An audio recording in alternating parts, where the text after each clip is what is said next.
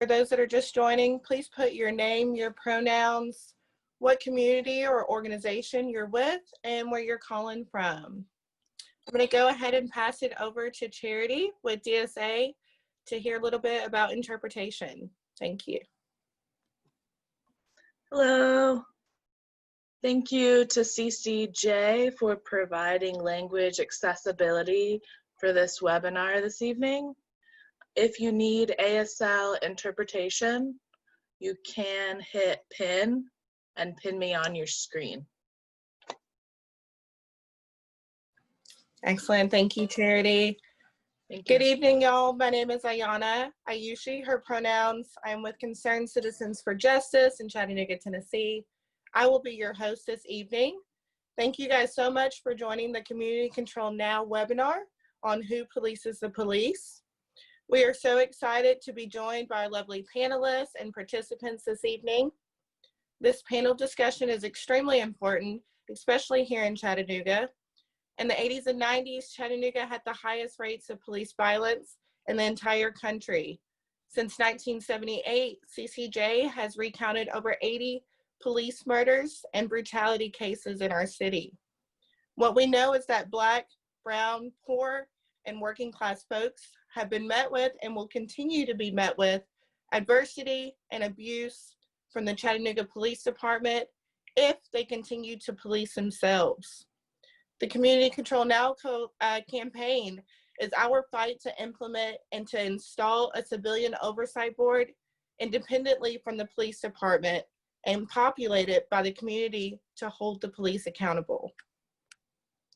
Today's call will focus on the history of police violence and community resistance here in the South and locally in our city. The Community Control Now campaign is supported by the Vision for Black Lives policy demands that were released back in 2016. Coalitions and organizations all across Tennessee have joined in the movement for civilian oversight boards since the success of the win of Amendment 1 from Oversight Now Nashville back in 2018. This evening, we will hear from freedom fighters and strategists about the significance of independent civilian oversight boards, the dangers of unchecked power, and what is being organized on the ground to continue to push for police accountability and true community control. Before we begin, I'm going to pass it over to our dear beloved Reverend Charlotte S. Williams, who is the pastor of Eastdale Community UMC Church, who will ground us in history. Following that, we will have a short video about the campaign. Thank you, guys.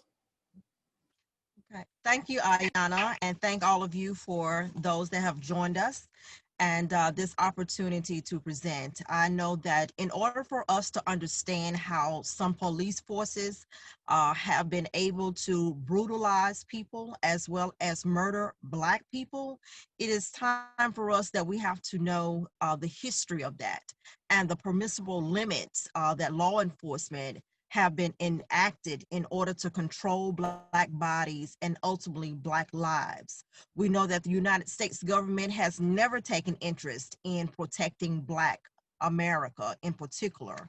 And so what we are seeing here on the excruciating images of the torment of moments like Breonna Taylor or George Floyd, or all of the African Americans, as well as the immigrants and trans persons who have died in police custody, is really a continuation of the atrocities that has been allowed to happen.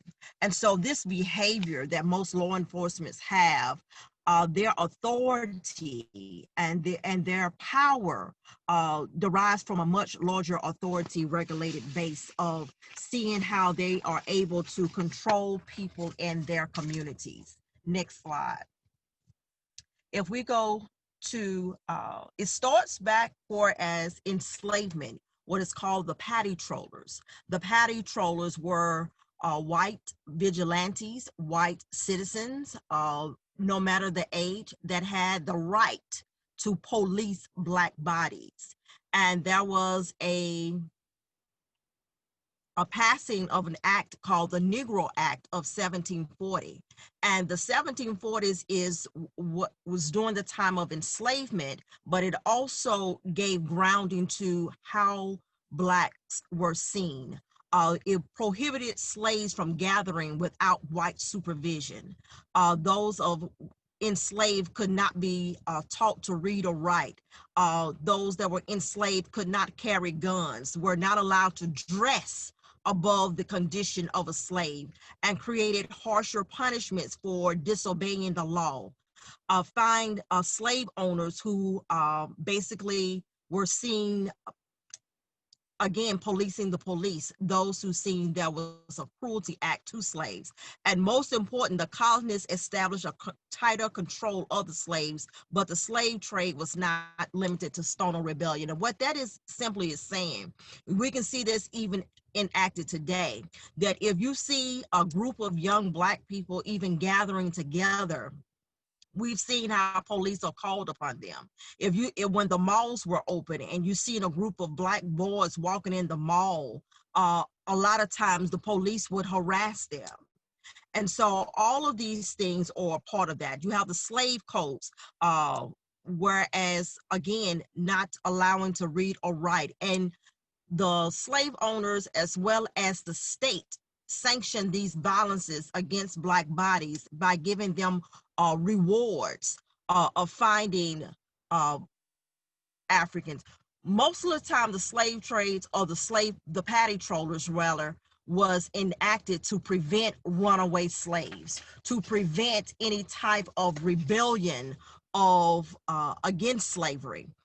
This was the land of the free, but again, you had enslavement. And so anytime ancestors fought their way to try to gain freedom, that they were, quote unquote, hunted down like human prey and was brought back to their, quote unquote, slave owners.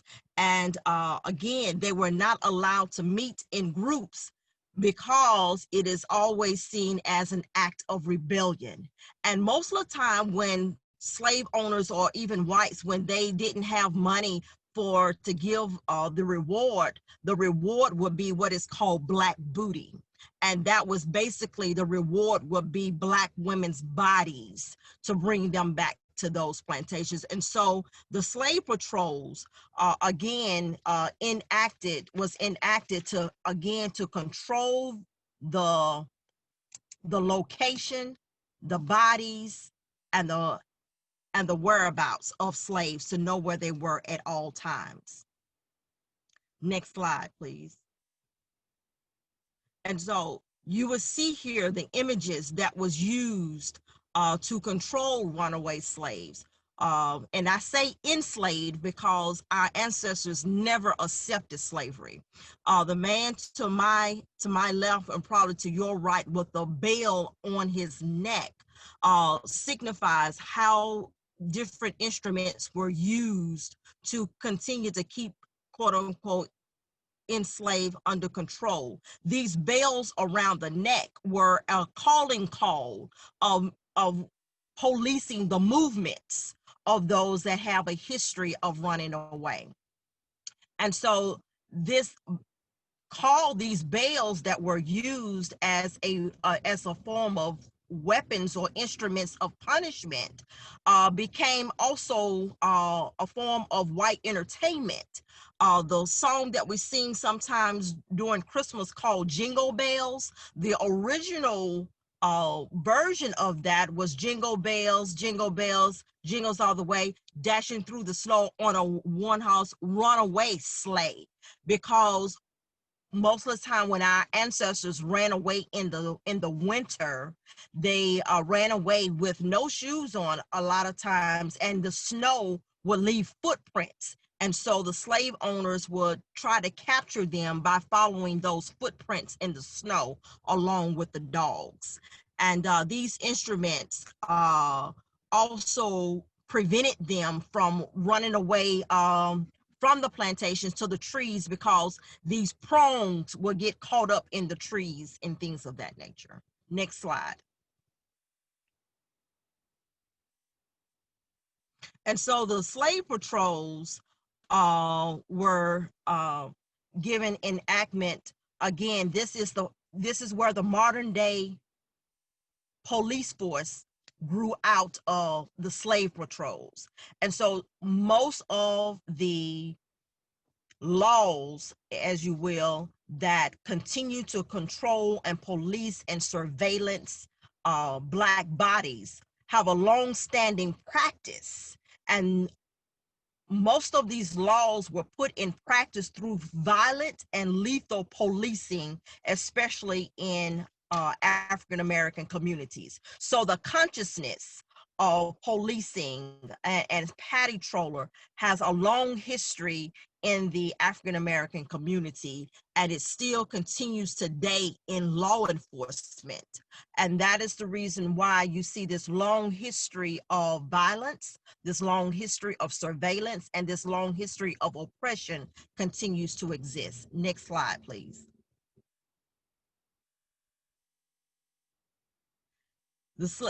You will see that even during the slave patrols, they had a badge that they would use to pick up any Black bodies that they seen that were quote unquote out of their place.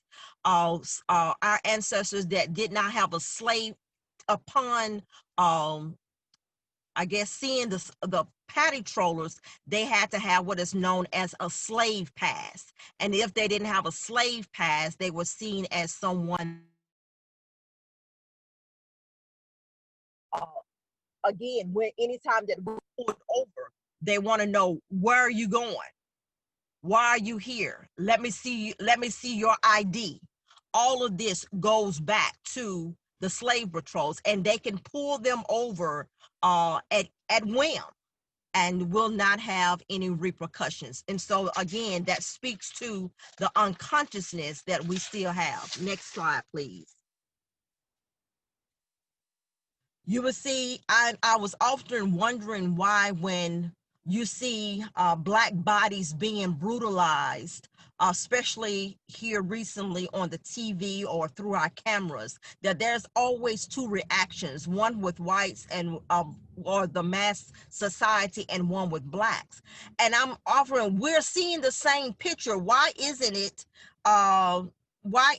we not getting the same responses? And that's because America has a history of brutalizing Black bodies. There was a thing that was called the whipping post, and on the whipping post, this was where public whippings took place as punishment for slaves for offenses such as being on the streets after 7:00 p.m. or quote unquote not in curfew. We know that Lafayette County in Kentucky was one of the largest slave whipping post. Next slide. But no matter what, even with the slave bills, the controlling of Black bodies, we always had that resistance. We always found ways to resist against the brutality, not of only of our lives, but of our bodies as well. And so with the help of people like Harriet Tubman and with the help of the abolitionists, we have always had that history of resistance. Next slide.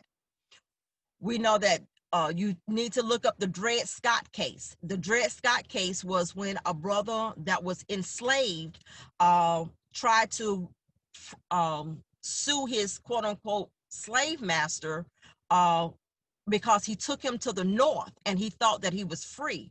And in the Dred Scott case, the Supreme Court ruled that Black men, Black women in particular as well, whether free or enslaved, had no rights which the white man was bound to respect.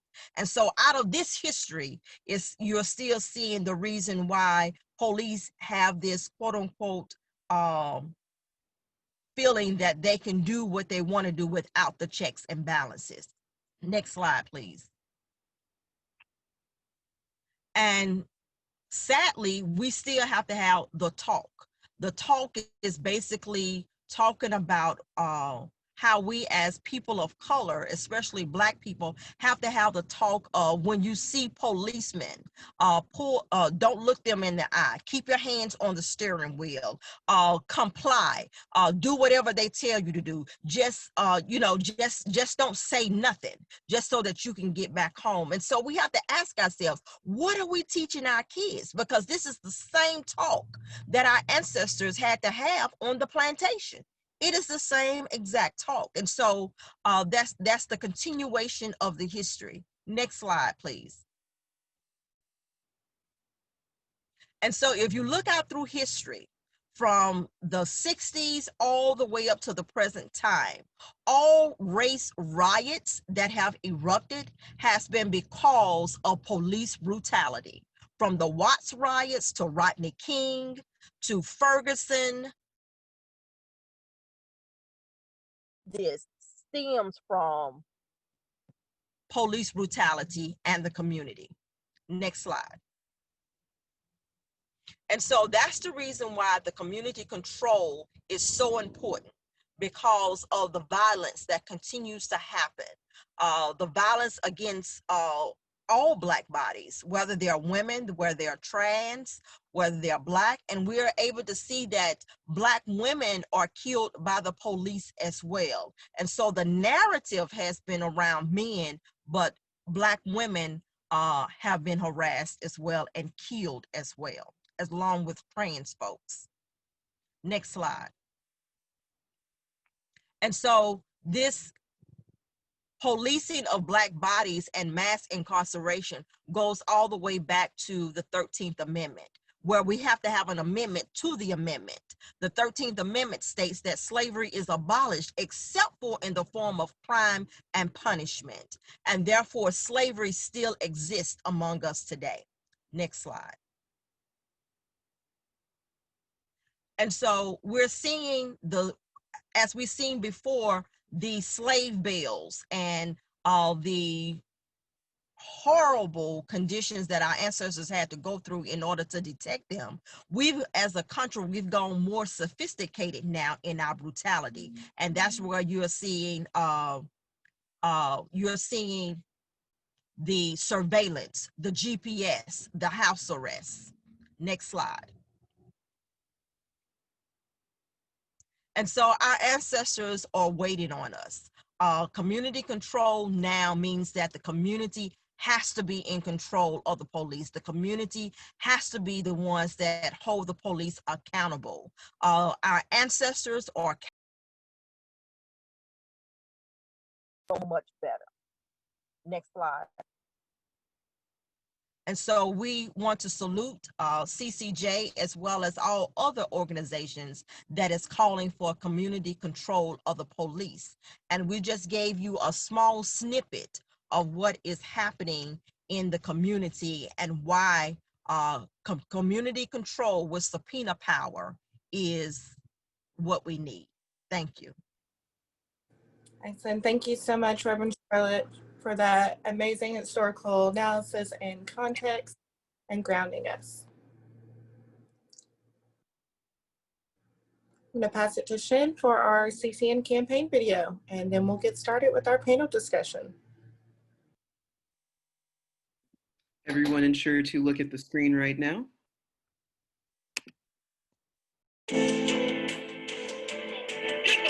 Black privilege reminds us that the only thing that we are worthy of is death and labor. We need an independent oversight board in Chattanooga because injustice is here. We need an independent oversight board because the community, especially those of African descent, does not have a good relationship with the police department.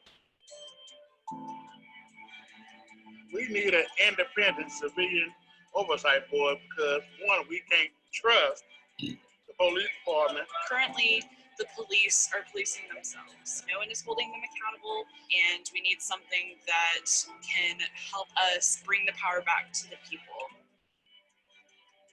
An independent civilian oversight board is a group of people that is put in charge of reviewing cases of injustice and police brutality.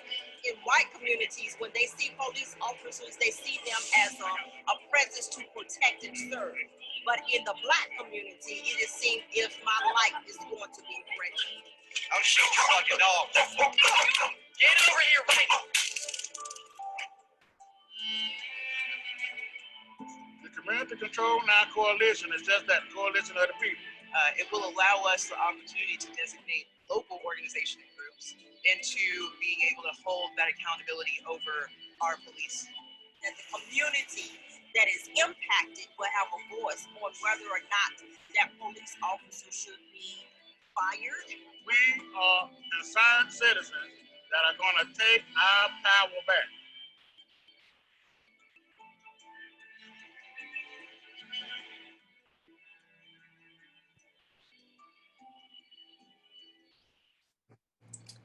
Excellent. Thank y'all so much. So that is just one of the campaign videos that we have out.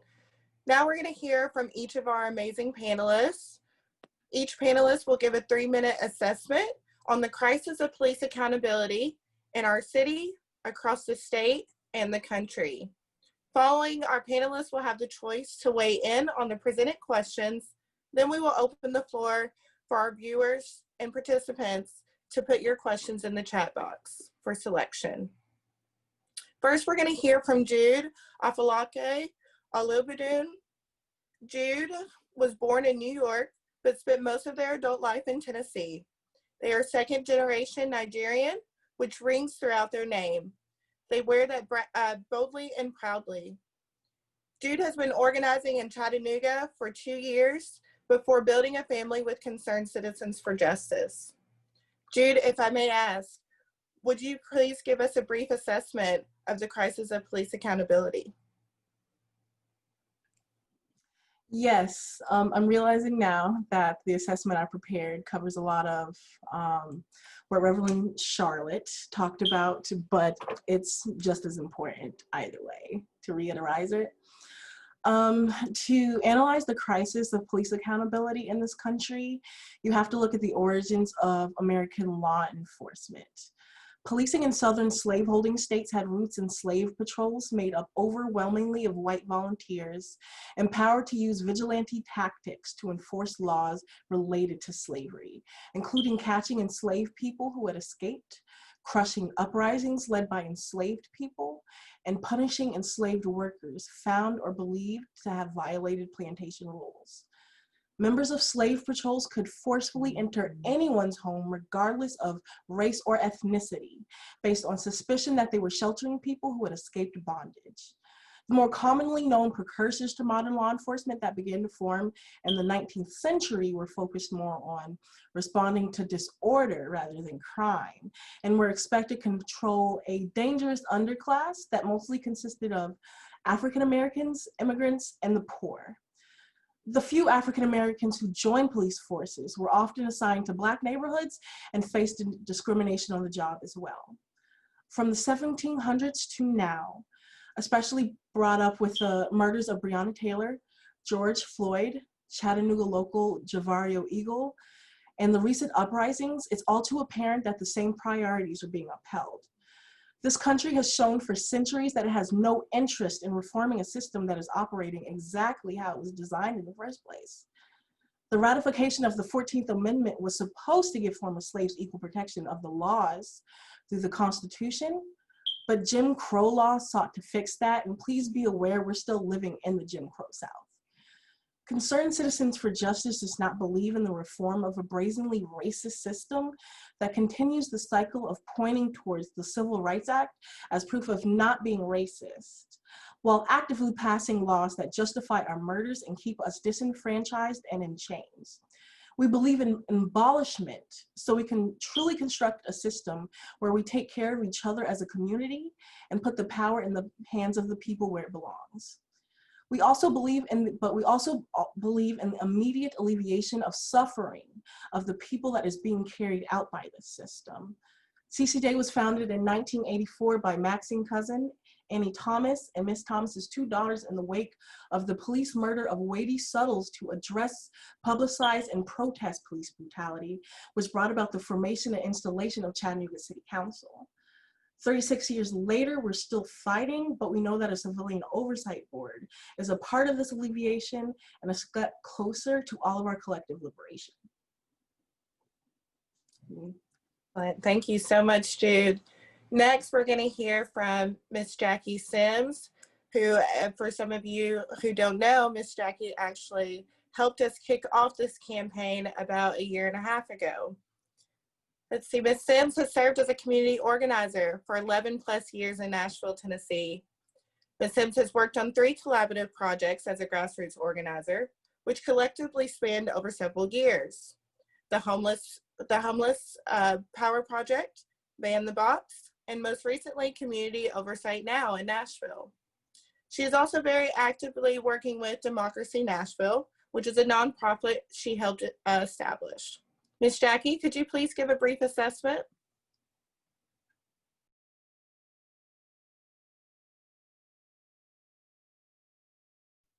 Okay. I think one of the most important things that we need to understand is there's nothing new under the sun. Things get packaged a little differently, but the scenarios are all very similar, and that definitely applies to policing. I think most of you are familiar with Billie Holiday. I want to pause for a second to take a look at her life and what happened to her and how that's still relevant now. Because she chose to release a song, Strange Fruit, I think it was 1939, about racial trauma and the violence of lynching, a whole government entity actually went after her. As a matter of fact, the chief insinger decided that he vowed that he was going to pretty much destroy her because she would not comply with no longer singing that song again. And he did, he destroyed her body, but her spirit still lives on, and she is an unforgettable person in our history. We saw when we started the campaign for Community Oversight Now in Nashville, there was a lot of resistance. There were a lot of people who were not willing to face the truth, the reality of there were real problems with the police department and our community in Nashville. And even persons that really should have known better continued to push back and deny and not be willing to confront the truth. That is one of the biggest battles when you're trying to secure an oversight board, is trying to help the public look at the police department through a different lens. Television, Hollywood movies, everything paints a picture about law enforcement that is not true, especially it's not true in our communities. So overcoming those myths and things that are not real, things that are not actually happening in our community is a huge and important hurdle that you're going to have to get over, but it can be done. With all that we see on the media and in the news, we have to be very careful that we don't become desensitized by the incidents of violence that we see against our people in our communities, but instead we're going to have to become literally hyper vigilant about moving forward with the work that we do, because I don't know if law enforcement can be reformed. Right now it looks pretty broken.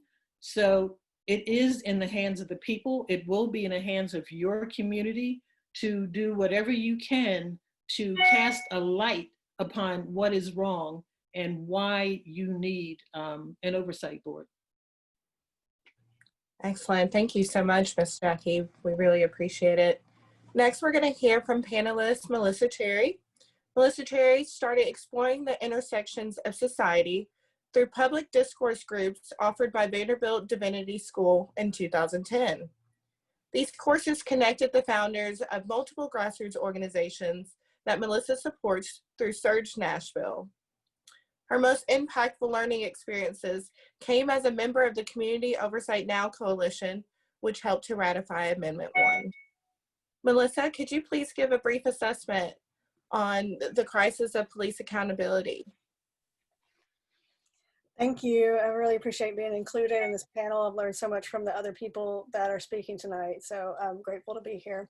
And I'm going to continue Jackie's conversation by saying that the biggest lift of educating the public is also your greatest weapon in making change. So I'm going to start at the end of my talk instead of the beginning, since she led it up this way. And so what I'm going to say is that how we overcome these obstacles is that just understanding that incremental change is a poor substitute for justice. We will not accept incremental change. There's no shortage of politicians or community members that will accept incremental change. They will not only accept it, they will champion it, they will talk you into it, they will convince you that it is the only thing that you can accomplish in this moment. So putting the campaign directly into the hands of the people is really the only way to move institutional obstacles. Breaking down barriers, bypassing gatekeepers and stakeholders is all possible when your power base is a mobilized community. So when you have a mobilized community that understands the issue clearly, that is your greatest weapon against institutional pushback. So what I wanted to talk about was that institutional pushback, is the fact that, you know, our local and state legislative bodies will be the greatest threat to real progress. Those are the people that still have faith in this current system, number one, that have spent millions of dollars in cases to become part of it, and they will protect it. So it's my perspective that oversight, a community oversight board is actually the foundation of a new world. It is the existence of collective power. It is an honest broker for people that have never had that. It is a way to regain trust in a system that currently doesn't deserve trust. And it's an education tool for people that don't currently understand the issue. So what it was looked like for us in the Amendment 1 campaign to experience institutional pushback came in lots of ways along that progress. It was a 2-year-long campaign for the most part. And we went through 3 mayoral administrations since then. So we've seen lots of entities or iterations of those obstacles. And those came in alternative plans, task forces, consultant-led studies, proposals that came under the guise of like a more democratic process, or which were in reality just blatant attempts to prevent true reform. And so the ways that we mitigated that was, one, through what I just said, and like it is understanding that your power base is actually the people, and focusing your attention on gathering the collective power that institutions can't ignore anymore. And so what we did as well, though, is we wrote into the legislation some of the protections against the institutions themselves. So we prioritized having an independent board, an empowered board, and a funded board. And I think that during the questions, we can probably dig in a little bit more about what that looks like, but just generally, a board that is selected by only the mayor or the Metro Council is not independent. A board that does not have access to records, either through subpoena power or cooperation from the police department, is not empowered. And a board that doesn't have strict funding will be the first thing to be cut in a budget crisis that we know is ever present.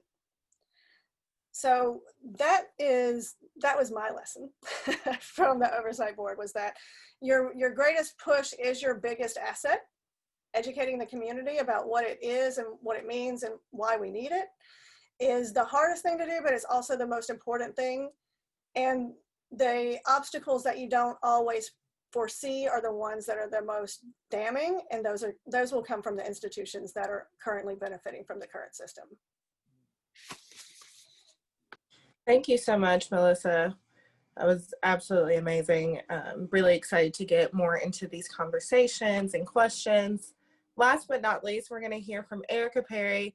Erica Perry has been helping us also, along with Miss Jackie, every step of the way, and has been really supportive of the legal aspect. As Partnerships Director at Law for Black Lives, Erica Perry works at the intersection of community organizing and lawyering. She is committed to working with organizers and lawyers all across the Global South to get us closer to a world free from oppression and anti-Blackness. Erica organizes with the Southerners on New Ground and the Nashville People's Budget Coalition to build community power and a more just Tennessee. Erica, could you give us a brief assessment on the crisis of police accountability? Sure, and just thank y'all so much for having me. Just shout out to Melissa and Jackie. Just mad love to y'all. So yeah, I just, I think a lot of it has been covered, but we know there's a crisis in Chattanooga, in Nashville, Knoxville, Clarksville, Memphis, Murfreesboro. Everywhere we exist, we find that there's a crisis of policing, which means there's a crisis of police accountability. And as has been said, it's especially a crisis around policing as it concerns Black folks, Indigenous people, disabled folks, Latinx folks, cash poor folks, working class folks, queer and trans folks. And we know this crisis to be true because just this year, over 721 people have been killed by the police. In 2018, we saw it was 996, and then in 2019, it rose to like 1,004. And we know Black people are disproportionately killed and murdered by the police. And we can talk about the murder, the way the police are murdering us, but also the police terrorize our communities. And so we saw the historical analysis, and so I'll skip over that part. But I think the large piece I want to name is that while we were in the streets this summer and we have been organizing, demanding that we defund the police and divest from police, and we saw elected officials invest in policing, right? And do that without any accountability, without honoring the voices of our people. And this is the trend that they continue to do because we know that policing maintains their power, and the job of policing is to carry out the unjust, homophobic, racist laws that elected officials are writing. And so their work is to protect policing and to protect their investment, right? To protect policing and police forces that they are invested in. And so for me, I think the crisis of police accountability starts with the crisis of policing, the crisis of lack of access to democracy, the crisis of lack of access to real transparency and accountability. And so we find that this lack of accountability is intentional and on purpose, and has been traditionally the work of both the police department and, as Melissa named, DAs, or I don't think you named, but elected officials and district attorneys, right? Because it is their job to be violent towards us. And they are only carrying out the work. I mean, it's in their character as police, right? Because it's about control, but it's also there carrying out the work of mayors, of district attorneys, of judges, of elected officials who are writing deeply harmful laws, and have been since this country was founded. And so I think, and I just want to name the other piece around policing and the connection between the issue of participatory democracy and investment in policing, and just name that we find that the police are being used as also a way to control and contain us, but also to attempt to address and fight social issues that have been created by the system, right? By lack of funding for education and housing and transportation and healthcare. And so their work, we've seen elected officials attempt to take away our power, both by attempting to undermine our efforts to hold police accountable, and also have capped us from accessing the budget when we attempt to try to defund the police. And so hopefully what I want to talk about a little later is about the relationship between what civilian oversight boards makes possible around defunding the police, because I think it's an amazing tactic in our work to abolish the police, and largely to abolish jails and prisons. And so yeah, thank you. Awesome. Thank you so much, Erica. I am really so excited to have each and every one of you on this call already. There's been some juicy things come out of this conversation. Really excited. So thank you again to our panelists for your assessment and reflections. Now we're going to go into a couple of questions that we have prepared. I do want to go ahead and let participants know if you have any questions for our panelists, please go ahead and drop those in the chat box so that we can review them for selection. Thank you so much.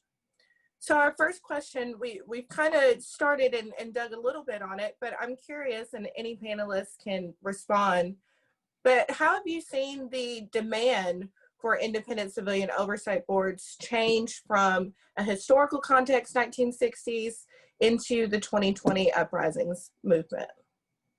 Have you seen that those demands change? Has it always been there? And whoever can answer. When you say demands, explain a little further. What do you mean? So demands directly around change for police accountability. So Okay. Erica mentioned a little bit about the demand for divesting from harmful institutions such as the police and reinvesting into Black and Brown communities. Was that same demand for independent civilian oversight boards to be formed? Has that always been there? And if not, how has that changed? Well, I know in Nashville is as far back as 70, I think it was 72. And again, in the 1990s, there was a desire to create police accountability through a board, but both times it was unsuccessful.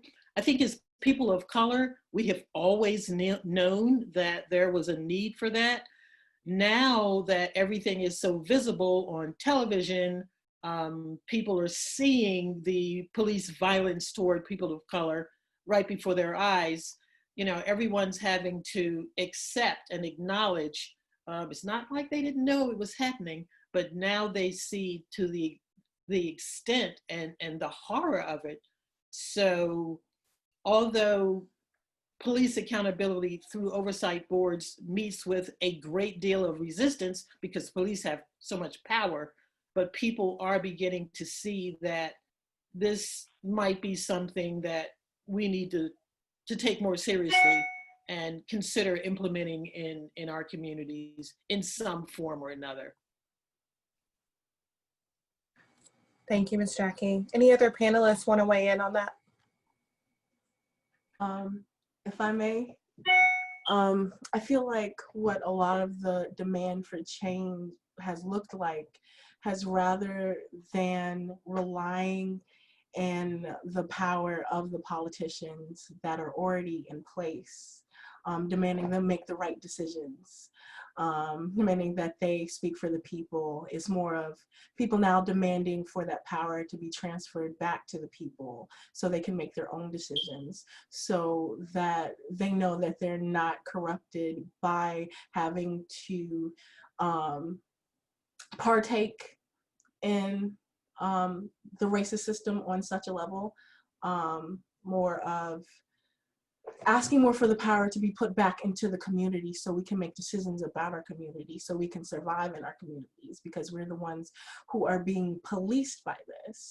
So we should make those decisions, because we're acknowledging that it seems like regardless of what we do, that these politicians, the people that we're electing, that we keep putting in office over and over, that they're not speaking for us. Like, we're telling them what we're saying, but they're not actually speaking for us. Yeah. Excellent. Thank you, Jude. I was just going to oh, sorry. Go ahead. Nope. I was just going to add that even as you were reframing the question, it made me realize too that, you know, when we did our launch, we harkened back to MLK's call for oversight boards in the 60s. And at the same time, he was starting this idea of the kind of like what has turned into Poor People's Campaign, the financial aspect of it.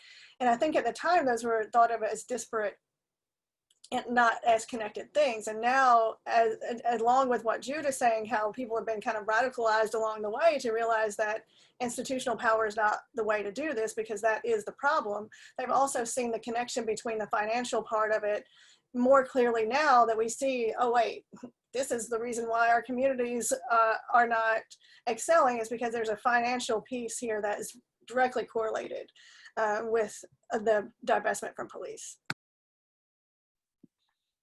And I think I just wanted to add just really quickly, I think right now we've seen, I mean, it feels like it's evolved, but it's always been rooted in like trying to take back some community power, trying to like delegitimize in some ways like the police power. And so like right now, shout out to like the Movement for Black Lives Matter movement, folks who have been like in struggle around this year, and folks who have been calling for divestment from policing, and folks who have been talking about participatory democracy. But I think that right now the demand for like police accountability feels like it's connected to two larger demands as well, which is like defunding and abolishing the police, so that like civilian oversight boards or police accountability like boards are also looking into like policing practices, policing tactics, collecting real data and cases that show that policing is in fact flawed and like cannot be reformed. I think the other thing is that it's able to show like the data that is collected, the information that is collected. My hope is that civilian oversight boards can use that to both show that the police don't keep us safe, right? To be analyzing those numbers. And so when we were working on, I forget where we were, I think it was Minneapolis, when we were writing into like, it might have been Minneapolis, it might have been y'all, I can't remember. We were working on some piece of legislation, and we were like, yo, actually we want to write into it that they should be looking into like if the police are actually decreasing like harm. And like what we know is that they aren't, right? They aren't. And so like if that is the power also of the civilian oversight boards, to be using that data to delegitimize policing, right? To be able to say like, make the case for defunding and divesting from policing. And I think the second demand, which is like one that, you know, I always hype about, I always want to talk about participatory democracy, and democracy is like access to democracy. And so like giving members of the community, especially people who are directly impacted, access to like holding the police accountable, access to like really sifting through policing practices, and holding police accountable for however long they exist. Because, right, you know, our hope is that they don't exist. And then like being able to decide what their budget looks like, which is like, you know, right now that's not written into legislation. We know like the state gonna come for us if we try to do that, but that's the hope, right? To be able to like be organizing and like that to be as a tactic in our organizing efforts to abolish the police and defund the police. Thank y'all so much. That is awesome. So that brings me to the next question. Is it true that the Tennessee GOP members have passed laws to prevent COBs from having effective power? Word on the street. And anyone can answer. Melissa, you want to take that? Yeah, well, they've certainly tried. There's no doubt that that is their intention. The legislation that was passed right after our Community Oversight Board in Nashville was ratified overwhelmingly. They took steps to try to prevent anybody that was tasked with oversight of the police to not have subpoena power. And so subpoena power is the ability to demand records or witnesses, interviews, basically collecting evidence. And so when we were writing our legislation, we actually had the state attorney general weigh in on that, and he did not think that there was any issue there. So the state had to create an issue there. And so that they passed that legislation. And what is important to understand about that, though, is that subpoena power is only necessary when you don't have the cooperation of the police department, when you don't have the backing of your Metro Council or your mayor, because those entities have subpoena power. So I think that, yes, their intention is to prevent any further efforts or to dismay people or to make us all feel like this is something that's not worthwhile to fight for because it's not possible, but that's not true.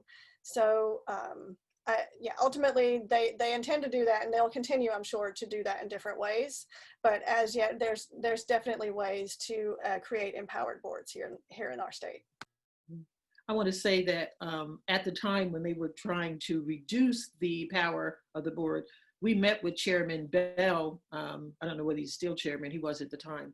And we actually had to attend, a few of us had to attend a hearing to protect the subpoena power and to push back against the state that was trying to reduce the effectiveness of the oversight board to function properly the way that the people had voted that they wanted the board to function. Jude or Erica, would you like to weigh in on this one? Just from your experiences. Yeah, I mean, I think it's both like the state GOP, but also some of our homies locally were fighting it. And, you know, the folks in Nashville and in Memphis, because I think in Memphis, 2015, it might have been 15 or 14, they were passing their civilian law enforcement review board, that's what it's called there.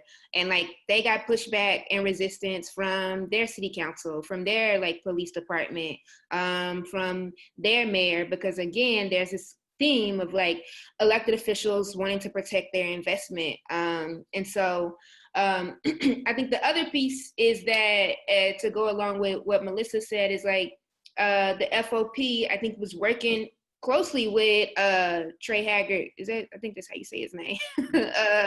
That's the Secretary of State. No, was working with the Attorney General to try to undermine the COB Now coalition throughout the entire process. And so I think that leads into the next question, but that's the fight we're up against. It's like their attempt to protect their power, protect their investment. Awesome. Yeah, let's go ahead and bring us into that question. What challenges are to be expected for us to face after the COB has been implemented? And if so, are there any lessons that we can learn from Nashville or the work that you've seen across the South? Make sure you have a good lawyer. How many times did the FOP come after us, Melissa? 2 or 3? Was it 3 times? 2 or 3 times, yeah. It was 2 official. I lost every time, but we had an amazing attorney to go to battle for us. So I would strongly suggest that you secure a really good attorney, an attack dog. Yeah, that's a really good point. I mean, I don't know where you guys are with that, but as far as like in Nashville, there's a couple of local attorneys that just really love to stick it to the city when they can. And like when your priorities align, you got to take advantage of that. But also one of the things that we had to kind of organize immediately was overseeing the process of selection. Oh yeah. And making sure that there are as many eyes as possible on that process and understanding what might be the motives. I don't know if the public is involved in that process in your proposal, but the FOP basically made a lot of police wives apply. You know, there were a lot of people that looked on paper to be just your regular everyday person that was actually just a mole basically for the FOP. So that's a big part of it. And just keeping engagement is actually the biggest obstacle after an oversight board is formed, is that keeping the eyes on that, because people, you know, want an easy fix. That's the reason why you will get interrupted by lesser legislation or alternatives or studies and all these things. Like people want to be able to check this off the box and be done with it. And as far as the institutions go, and the general public just wants a sense of safety and security that they're, you know, that they've done what they need to do and they can check out again. And so keeping a sense of urgency around protecting the board is probably the most challenging thing that you'll have after the board itself is formed. Yeah, I think I would say I did just want to name like the law basically that's like, to get subpoena power, it has to go through the city council. So of course your city council could be a barrier or an ally. And just want to name that, especially since we know that the police are likely not going to want to be held accountable. And I think the other challenge is again, it matters who's on the COB. And I think we tried to write into the legislation for Chattanooga. I think we tried to name like the type of people who we thought should be on the COB, right? So like directly impacted people, people who are marginalized. So there is not like most people who like want to continue to uphold the current power structures. And I think like being a part of that process feels important. And I think the last piece, which again is like, this is, another vehicle to be building power, to be delegitimizing policing, the existence of policing, and undermining the idea that police keep us safe. So like being able to use that as a vehicle, both in like that conversation and in the conversation to work around defunding and divesting from the police feels like a strong tactic, but also something that, could be a challenge, because while we're saying let's hold the police accountable, we want to be making sure that we're saying let's hold them accountable both because they unjustifiably exist, right? And that that like no law, even as like we are attempting to hold them accountable under current laws, right? I think we have to be able to say at the same time that these laws don't constitute morality, right? And so that we are guided by like a sense of righteousness and morality and a different type of politics, even if the law doesn't align.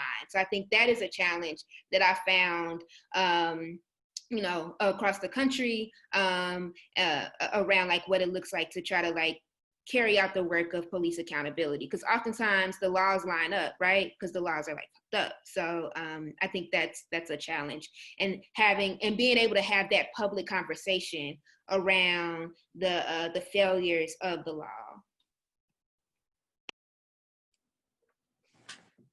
Thank you. Did you want to add anything? Yeah, I do not live in a city with a COB board yet. So I do not, I don't have the experience of what the problem, but I do know something that I feel like will arise as a problem with the recent passing of the protesting laws, where like it's pretty much, is it a felony? Like at least they can throw you in prison, take away voting rights for protesting. The thing is that I feel like a lot of the people who are going to populate these boards are grassroots, are protesters. And also it goes into even more, it's like, will they use the people on the board as targets? Because they already target protesters, and to see them, to view them, to know that they have that power, it feels like also that would be them willing to put a target on the board's back to prevent them to be able to use that power. And also this is something, and next, like sort of like a question I've been like sort of curious about regarding it, like because part of with the COB boards, I know a part of our legislation in Chattanooga, it was to give police officers the opportunity to pretty much be a whistleblower and be anonymous. Will they do that? Will they actually use that as an opportunity to see corruption from within and report that with the privilege of no one knowing who they are? Thank you, Jude. I have a question in here from a participant in the chat. Can you give us an insight to how the COB in Nashville is working since it was ratified? Where are you guys at now? Hopefully things will get better with a new chief. We don't, that's what we're working on right now. Our past chief was continuously resistant to complying with what he was tasked to do, how the board was set up. And we really could not get the mayor to be stronger in insisting, that he comply where he was tasked to comply. So hopefully we will get better results with a new police chief. I don't know. We do have a very strong person at the head of our board. It's important to maintain a good relationship with the persons on your board, especially the lead person. You want to be viewed as an ally to them. The work of community oversight now in continuing to engage community and make sure that people were coming to the public meetings, being visible, is a very important thing. So I'm just hoping for better than Chief Anderson, you know, with our new police chief, crossing my fingers, but he was not very cooperative. So that became an issue, a real issue for us. Melissa could probably speak more to his not cooperating the way he was tasked to do so. Yeah, the biggest obstacle I think that they faced in a general way is records access. And so because of that legislation that was passed, there was a lot of leeway for them to just deny records requests. And so we're at the point now that Metro Council has finally come together and created legislation on a city level that allows the board to go through. I think they actually might still be going through the DA's office when they can, but Right. if there are things that the DA's office doesn't have access to, that Metro Council will submit subpoenas on behalf of the oversight board. So that's actually a really big step forward, because it was the biggest obstacle that was created for the board after it was passed. And they just announced that because they finally started to get evidence and been able to utilize that subpoena power effort, they will be presenting their first complaint resolution report this week. Oh, good. So this is the first time that they've been able to get all of the evidence necessary to actually fully go through a complaint process with someone. And, you know, that's a good thing that it's happening, but it's also 2 years later. So there's that part of it. And the biggest thing I think that they've been able to do, though, is actually policy recommendations. So they've already started the process of looking over MMPD's policies and creating recommendations with community feedback and in conjunction with the community about what needs to change in their policy. And that, I think, is the biggest educational tool actually for people to continue to understand what a problem policing is and how little oversight there was within the department before we had the ability to kind of reveal what was actually happening there. Yeah. One quick thing that really surprised us was how many officers were meeting with us. They were not wanting us to give names, most of them, but they were coming to us really in support of this board because they knew the problems that were going on behind the scenes. They knew what the truth was, and they actually saw the board as being an asset to them doing their job. So that really shocked us, how many wanted to meet in the dark, in the quiet, in the corner somewhere, and just spill their guts. Yeah, and if we have one more second, I wanted to talk a little bit about Jude's question about whether or not police officers would take advantage of having an oversight board for internal complaints. And it's not a straightforward answer, but it is really heartening. So in Nashville, when they set up the board, they determined that inter-department complaints would actually still go to OPA. So they still have their own internal affairs board. And so they generally would not field questions through the oversight board. So there's one part of it. Two, our oversight board really had a hard time figuring out how they could carry through anonymous complaints. And I think that ultimately they've decided that they actually don't have the capacity to do that because they're partly, the only part that I know why, and I didn't really hear a lot of this, so maybe there's more research to be done, but generally in the FOP rules, if you complain against an officer, they have the right to know who it was. So they have like the right to face their accuser, basically. And so they haven't been able to actually carry out anonymous complaints in the same way that they would a direct complaint, but they are able to use that for policy recommendations. So if they did get anonymous information without starting a complaint, they can actually roll it into figuring out what policy might have led to that situation.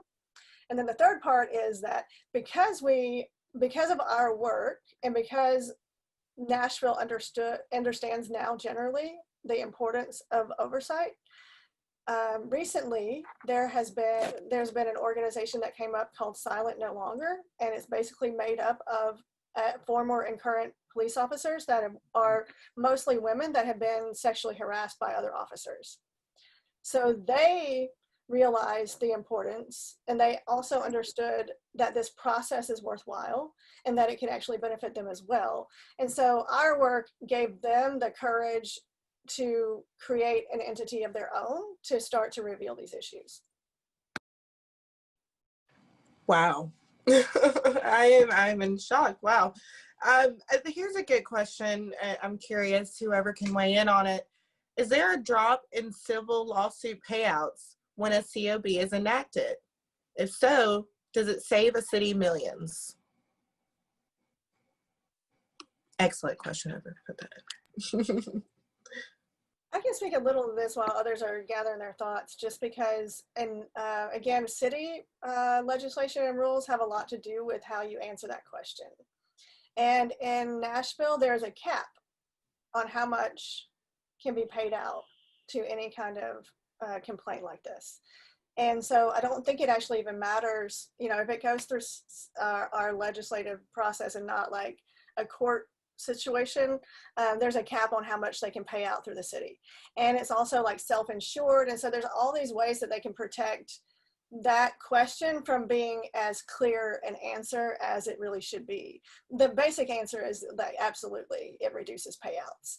But in a lot of cities, it's not as easy to show on paper because of the way that they have already self-insurance, and you're not able to see the line-to-line connection between those things. Yeah. And I think you need to have an oversight board that has some teeth, like the teeth of subpoena power. We have toothless police accountability, review, whatevers that really don't do much of anything. So if you're going to get a board, you want a board that has some teeth. I have a follow-up question. I'm curious about why it reduced police payouts. And this is police payouts to victims, right? Yeah. Mm-hmm. The presumption is that it changes their behavior. Yeah. They'll think twice about doing things that they ordinarily do because they know that there's the oversight, and they might be held accountable. Yeah, but it's a double-edged sword because they're not held accountable now. So generally, if people feel more comfortable complaining, the payouts could actually increase. Yeah, so I mean, it's kind of a weird talking point that it's harder to flesh out in reality when you're talking about numbers. Got you, because I was thinking it might be that people found another avenue to seek justice, but yeah, I think, yeah, you're right. Yeah, I mean, it all is very complicated because you're right. Sometimes people actually are okay with just being heard and being able to restore that situation, and they won't actually seek money because they felt like someone has heard them, and the problem won't happen again. Or they may just want somebody fired. Excellent. Wanted to bring it up, a question for Erica. Someone wanted to know the figures that you brought up of deaths by police. Were those figures from Tennessee or nationwide? Yeah, that was nationwide. I'll drop the link to where I found the information. That was nationwide. And I do want to name that was, again, just like people who had been like killed by the police. That didn't say people who had been like shot by the police, people who had been beaten by the police, people who had been harassed by the police, didn't name domestic violence, and police officers who've been violent to like their spouses. And it also didn't name like the way that police and sheriffs, correction officers harm and terrorize our people who are on the inside. So I just want to lift that up, that that's like, it's like actually pretty broad, the ways that the police are harming our people. Thank you, Erica. A question in here. What were some strategies you used in Nashville to overcome the existing myths about policing?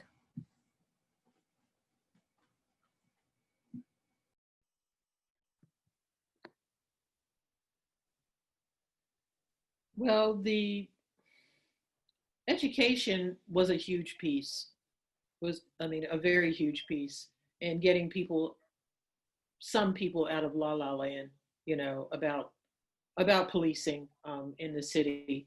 So, you know, I would recommend that you do a very good job of truth telling and educating um, people around the actual harm that is taking place in a lot of communities that some people may not be aware of because they may never enter or visit or, you know, interact with people, you know, from some of our communities. But that was a truth that needed to be told. When we had those 2 shootings during our campaign, that, you know, as tragic as they both were, it forced people to look at things that they were not paying attention to at all and have to think twice about what policing actually was like in many communities, not just theirs, where the police did seem to come to serve and protect. So, you know, it brought out a very harsh reality and forced people to look at what's really going on in some neighborhoods.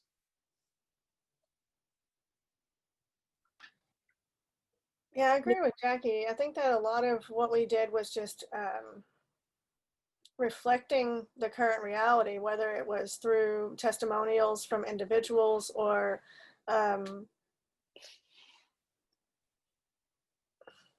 just a general education about the history of policing was a really, like what we heard from Reverend Charlotte, that yes. We, you know, most every town hall that we started, we rooted it in the history of policing. And that is something that just people don't connect those dots generally. And once that ball is rolling, like there's no shortage of media that, you know, will educate people about what our current situation is. I feel like a lot of our town halls, though, were focused more on the benefit of oversight rather than the issues with policing. And so that's another part of that, is like, even those people that didn't necessarily experience directly these issues, there was no drawback to having that level of accountability. And when you understand what the current system, the holes in the current system, it's more about educating the benefits of oversight rather than the drawbacks of our current system. Yeah, we forced the community to understand the police are actually policing themselves, people. Mm-hmm. Yeah. Sorry, go ahead. Go ahead. Yeah, I think this summer, right, folks were in the streets, and I think being able to lift up, right, and like acknowledge the ways, like talk to people about their own experiences, and folks being talking about their own experiences and connecting it to, like, it's just not this one police officer, but it's actually rooted in like the history, and like that it's a broader systematic issue, I think has helped kind of like push the narrative on like what's possible, and again delegitimize the existence of the policing. But it's been a lot of like, yo, tap into your own self, talk to your family and community. They can tell you what it has been like to experience police violence and the fear of policing. And so I think it's connecting like the individual experience with the community experience, which has helped shift the broader, I think, narrative. Excellent, thank you. Speaking of education, someone has put in the chat, are there any books you would recommend that kind of paint the process of independent boards? Any books to recommend? I don't know of any books about oversight specifically, but as far as the campaign efforts, the new Jim Crow certainly connects a lot of the dots around policing and our legislative bodies. NACOL is NAC. OLE is the National Association for Community Oversight of Law Enforcement. And they have some online resources, and they also offer webinars pretty frequently now that we've gone into the COVID mode. Those are a lot more accessible. So that's what I would suggest as far as like understanding oversight general. I think that at this point, NACOL is probably a pretty good resource, even though they need to work more with activists. Yeah.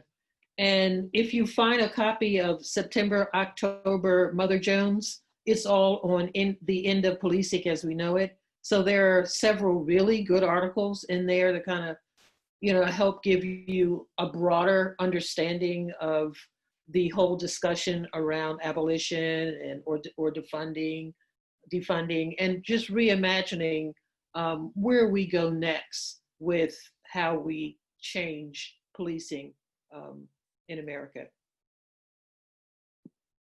I would also add Invisible No More by Andrea Ritchie, which is like just narrows in on gender-based police violence. And then of course, we always look into Jackson. So I think Jackson Rising is what I'm reading now, because again, I think it can be connected to participatory democracy, like a broader like work around like building broader power to create the future we know we deserve. Yeah.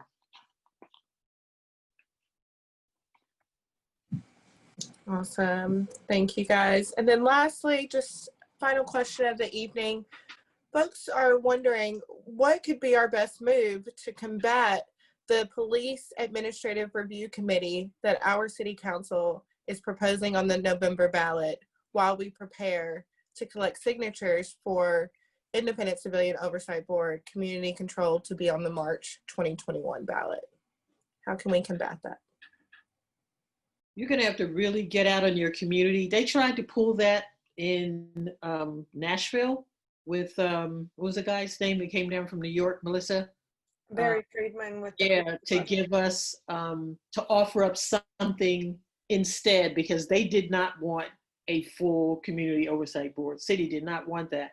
But you're going to have to pull your community together to reject their substitute, because their substitute is not going to serve your community the way you need to be served by an oversight board. Yeah, you're gonna have to shut it down. Yeah. Are they are they meeting in person, your council right now? Seriously? No. Yeah. Yeah, I mean, this would be the only time that really working with Metro Council and kind of identifying your allies there actually will be useful, even though they might not stick around for the long haul to get what you want. They might actually be okay with understanding that this process that came from the streets is much more important than something that somebody drafted in an office somewhere. Yeah, that is true citizen participatory governance, and that's what you want. Yeah, even just using visuals about, what is being proposed and what is necessary, just kind of bombarding these people with a very clear visual of the fact that they're being sidelined and bypassed right now. Mm-hmm. And I would connect it definitely to like what has been happening, since June, late May, like that folks have clearly articulated a vision of our communities where police don't exist, and that like, and I would name, the folks who want to actually invest in communities and defund the police, and that like their option likely falls short of doing that, and it's probably the same old. And I would highlight that like their piece of legislation or their board is what folks have been doing in like 2015, 14 prior to, and that hasn't been working, and we actually want to try something different. And that y'all's is more community based and more community driven, which again falls in line with like the broader vision. There's just replicates like old power structures that have like where we've continued to see our people be harmed by the police.